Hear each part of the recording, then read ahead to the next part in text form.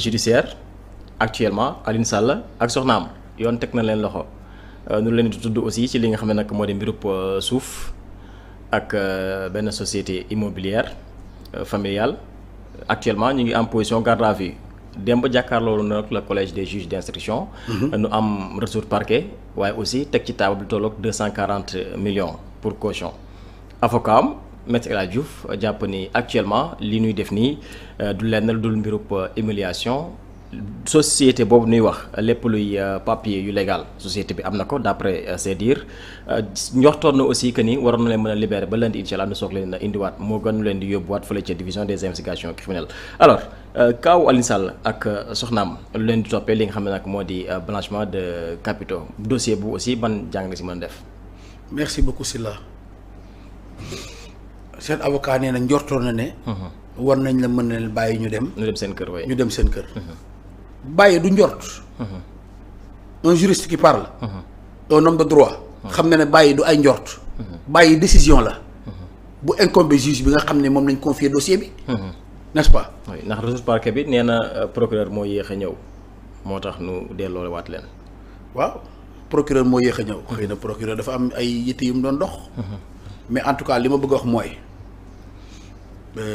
dossier bi dañ ko confier à un juge d'instruction mu di ko saytu di xool parce que man mënuma comprendre qu'on me parle qu'on me dise que suñu justice su réew suñu justice su réew te bu décision bi bu juge bi décidé ñu ŋàññi ko mënta nekk non il faut que ñu xam li ñu bëgg lan la aussi mais damay faral di fàttali encore une fois que ne Macky Sall moo waxoon ne.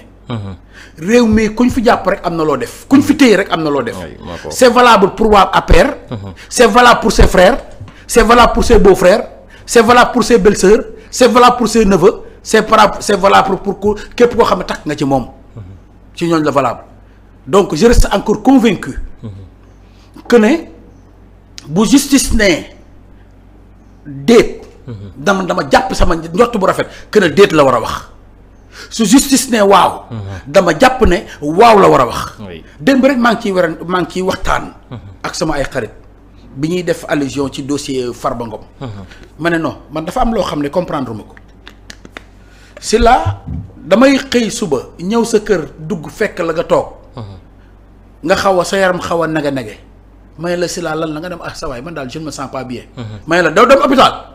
mooy première réaction bi. nga ne ma si xam naa ne bu continuer nii. d'abord je vais aller à la pharmacie. su fekkee ne jàpp sottiwul je vais aller à l'hôpital. maanaam ci kër ngay génne dem hôpital. alors nan la nit mën a feebaree ñu koy génne ci hôpital pour mu dem këram. mënta nekk. ce paradoxe là loolu laa comprendre. quiconque bu feebar boo ko fekkee mu toog këram da nga naan ko sa waay jógal dem hôpital. jógal dem hôpital looy def fii. yaa ngi caaxaan. waaw jógal dem hôpital àdduna mën naa dox ba ñu la génn la hôpital na da nga feebar ñu ne waaw ñu ne jógal dem sa kër. mënta nekk. parce que boo fàttali ko. dernière visite Madiambal Diagne. àdduna yëpp jàppoon nañu ne kii mu seeti woon du fanaan. ci bari tappaleem. ñu baal ma ak mën a fenam. ba mu fa jógee keroog. il nous a parlé d'un Farba mourant. mort subite nocturne. waaw non nee na non. il avait dit. les termes qu'il avait utilisés. Farba est en train de mourir. xam nga en train de mourir. loolu mooy dox ci maayanu sénégalais yeeg. juge yeeg ak keneen ak keneen. soyetewu ma ko dara lu bon nag yàlla na ko yàlla dolli tawféex. toog naa fii ci plateau bi ñaanal ko. yàlla na ko yàlla dolli tawféex. ku ñuy topp boo il faut nga am tawféex pour que dossier bi mën a avancer. yàlla na ko yàlla dolli tawféex ba mu mën dellu si njabootam. n'est-ce pas. ak wér gu yaram ba nu ñu koy waxee di sax bu gën. mais ba fa Madiambal Diagne mujjee. il nous a parlé n'est-ce pas comme si kii du fanaan wala boog du génn ci 72 heures yi. alors li ma bëgg a wax daal mooy. Aliou Sall wax naa ko fii keroog. amul dara ku taq ci Macky Sall. ku yoon di topp lu jëm ci wàllu xaalis loo xam ne man dina ma surprendre man. ndax li may dégg ci réew mi yëpp. ci scandale njuuj njaaba njale. ba pare comme l'a si bien dit hier une de mes tantes. ñun ak ñoom ñoo dëkk ci réew mi. ñëpp gis avant l'avènement de Macky Sall au pouvoir. pendant que Macky Sall exerce le pouvoir ak l'après Macky Sall dañuy dund ak ñoom di gisante ak ñoom di daje ak ñoom ku ci nekk ñu xam lan nga mënoon lan nga tële ak tey lan nga mën ak tey lan nga tële. fii Sénégal dëkk bu xat la. on se connaît. voilà pour ne pas dire on se sait. comprendre nga alors à partir de ce moment man dama gëm ne. su juge bi ne retour parquet parce que loolu mooy li mu war a def su fekkee daf ne non cautionné et partez. dama gëm ne loolu mooy li mu war a def parce que nit ñi cautionné alors bërki démb. on a accordé une liberté provisoire à Mansour Faye. Oui. Tout le monde tout le monde en a fait en tout cas ceux qui sont contre le pouvoir. en ont fait une victoire judiciaire. waaw tey ñu ne kii retour de parquet ñu ne non Ousmane Sonko est derrière parce que fa la ñu mujjee. Ousmane Sonko est derrière. oui am na sax ñu naan dossier bi li tax na ubbi ko mooy bëgg a jot Macky Sall la nuy wiiri jaar rek si li nga xam nag moo di ci rakkam. non pour jot si Macky Sall dafa jaar ci Aliou Sall. vraiment Macky li ma njort ci ay tooxi doon ak ay scandale ak ay njuñ njaaj ak ay jàppal bàyyil yooyu noonu nii. xanaa xamoo ne man mi doon posé wu la question. sur lan mooy haute trahison. commandité rapport ñu defal la ay rapport mu ñëw nga reconnaître personnellement ne maa ci teg sama conc mais c'est une trahison. Oui. C'est une haute trahison loolu. pour dem ci Macky Sall. jarul jaar ci Aliou Sall. Oui. non jaru ko alors il faudrait qu'on arrête. que quand c'est favorable c'est la justice. Quand c'est défavorable. C'est Ousmane Sonko qui est derrière. Il faut qu'on arrête cette analyse malhonnête là. Il faut que ñu arrêté ko dans ce pays là man li ma gëm mooy. nous faisons confiance à notre justice. jàpp naa ne su ne non parce que jàpp naa ne non la war a wax. jàpp naa ne su ne oui la war a wax. Aliou doit passer la nuit là-bas avec sa femme. gëm naa ne loolu kon jàpp naa ne loolu justice loolu mooy yoon. bés bu ñu tolloo ci. comme ni ñu def bërki démb boo njaay pour le cas de Mansour. bu su boobaa dina delluwaat moo xam day taaxirlu. moo xam non lieu lay doon moo xam liberté provisoire la. moo xam lu mu mën a doon. mais en tout cas daal li ma bëgg a wax mooy. justice ci am réew. mook entre kiime. mook martaba yàlla presque ñoo xaw a tolloo. mooy lan mooy da nga koy gëm ba pare wóolu ko. mais et qu'on arrête. que quand c'est favorable. Oui. C'est la justice. Et dañ siy sax jubilé. barki démb gis nga bi Mansour bi ñu joxee Mansour liberté provisoire. plateau yi foo tourner gis les colonnades. foo tourner gars yi. voilà def ko ndam. ok noonu aussi la Aliou Sall di nekkee entre les mains de la justice. ñu ne non daf fi war a fanaan ñu nangu ne effectivement daf fi war a fanaan c'est la justice. Quand c'est favorable c'est la justice ngeen def ko ndam quand c'est défavorable c'est Ousmane Sonko qui est derrière.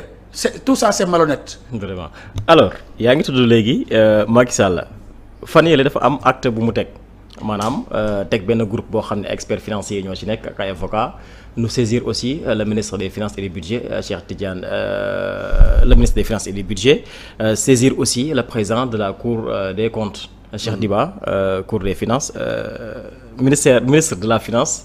Ministre des finances et du budget voilà saisir aussi le président de la cour des comptes pour nu leeral par rapport ak ay données jëmale ko rek ci bureau dette cachée bi nu toogaat quelque temps Pape Malick Ndour jiite la convergence des cadres républicains ñoom it bind ab communiqué jàpp na ni mbirum dette cachée boobu lu ñu ciy wax du lenn lu dul mbirub manipulation ginnaaw bu ñu rafetloo geste bi nga xam ne Macky Sall def na ko ci seen communiqué aussi ñu ngi daal di sàkku nu publier le rapport sur la situation des finances publiques de l'inspection générale des finances couvrant la période de janvier 2019 à 2024 le rapport provisoire de la chambre des affaires budgétaires et financières de la cour des comptes le rapport du cabinet Forvis Mazars pour rek nu leeral lu mel ñoom jàpp na ni mbirum dette cachée boobu manipulation la ak désinformation. Merci beaucoup Sylla encore une fois. communiqué bii. mooy manipulation ak désinformation. communiqué bii waaw xam nga tax.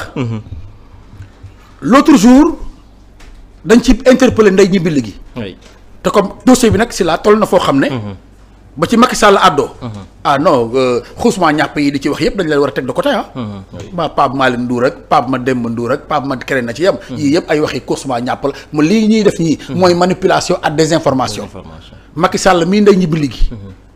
su njortu woon ne jusqu'à l'extinction du soleil. lii du dëgg du mobiliser ñi mobiliser yëpp. oui.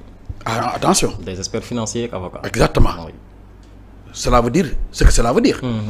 Parce que man bi ma ko gisee muy wax fondamentalement. waxul na lii du dëgg. li mu exprimé wu. surprise la pour moom maanaam lii ñuy wax nii. man sax dama bett man bi ma déggee ñu di ko wax.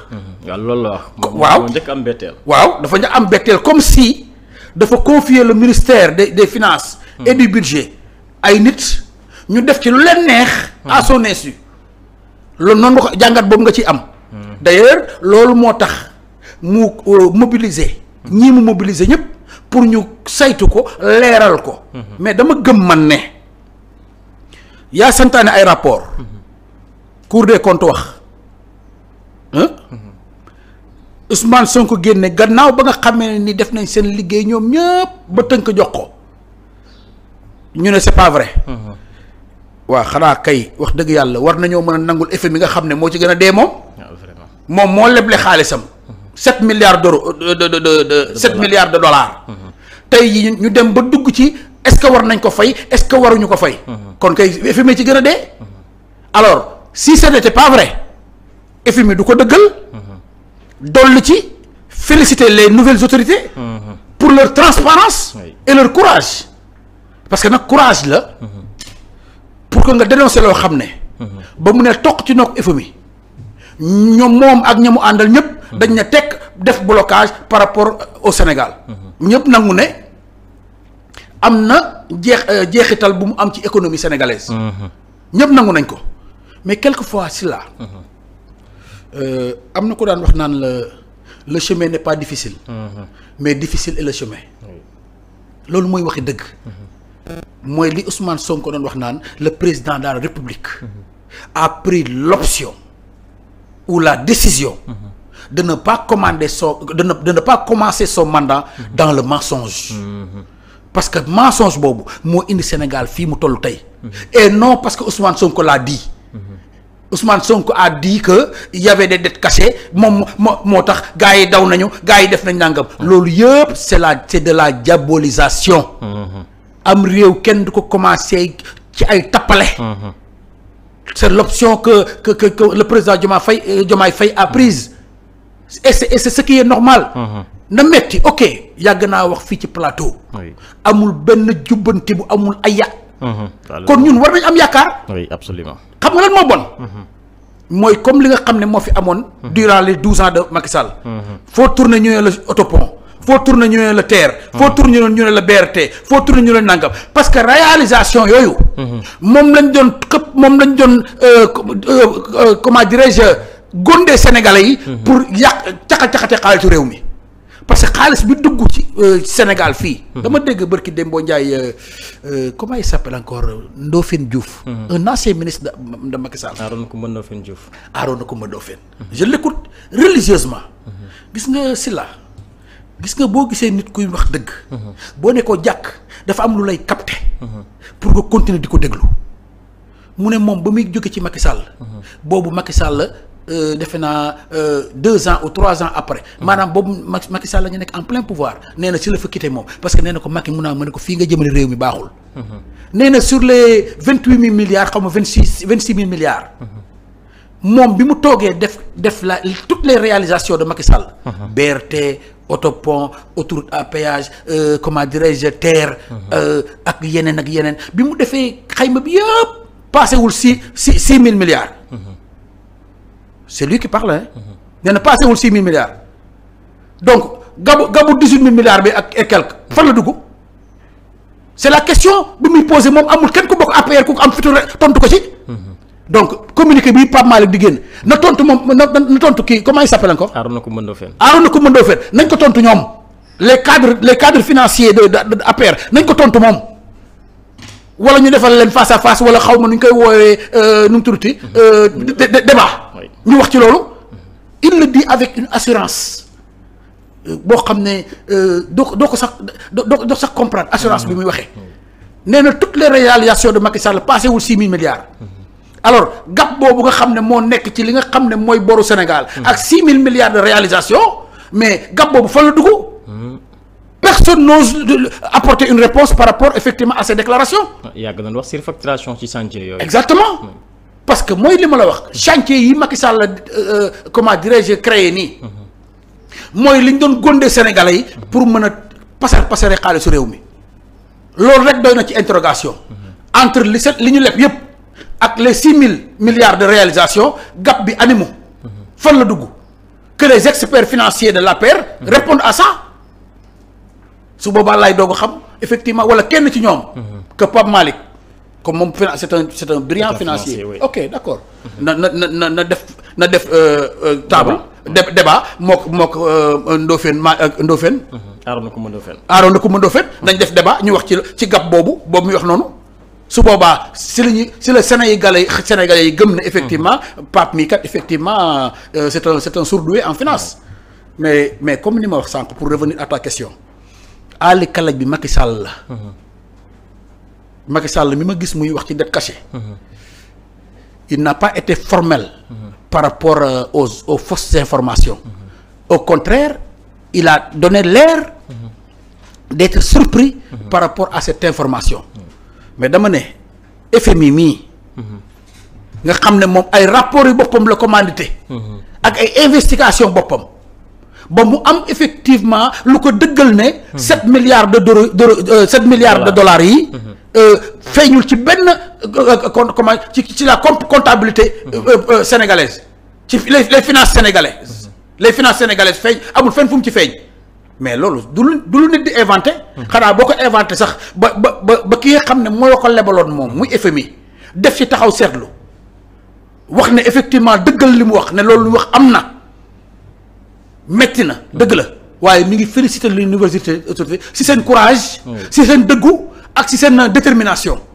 ak si seen clairvoyance. par rapport à cette dette là. mais loolu c'est clair. maintenant Macky Sall ndey ji bi la ci dugg na ci. tant mieux ñun on demande que ça na ci Macky Sall dugg. le ministre des finances aussi war na ko jox données yu muy laajte. ou le président ndax war na ko jox. waay. je ne sais pas pour être honnête mais pour man.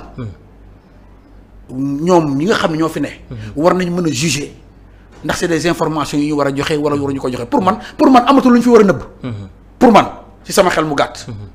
amul lu ñu ci war a nëbb lépp loo xam ne mën na édifier sénégalais yi davantage. man bokk en tant que sénégalais. leer na sama bopp déjà man ni ma leere ne si laa mi laa toogal di def émission. 313 digital. samedi. 22h comment dirais 14h. jëm 15h. noonu la ma leeree ne lii ñuy wax ci finance yi. luñ ci wax rek dëgg la. le rapport moo ko njëkk a wax. Ousmane Sonko xamal ko Sénégalais yi. FMI ñëw confirmer ko. yemuñu ci confirmation dañ ci boole ak ay félicitations. par rapport ak le courage des nouvelles autorités. donc bu fekkee ne lu war a leer la. comme yi Macky Sall tey bu ñu demoon tey ba muy laaj ay information ci information yu concerné moom sa gouvernance ba mais y a pas de souci tant que ça peut éclairer davantage la tête des Sénégalais je suis d'accord je crois que ça doit être fait y a pas de souci. alors Prospère fan yi dafa am pétition yu ñu lancé ci réseau yi am ñu njëkk a lancé li nga xam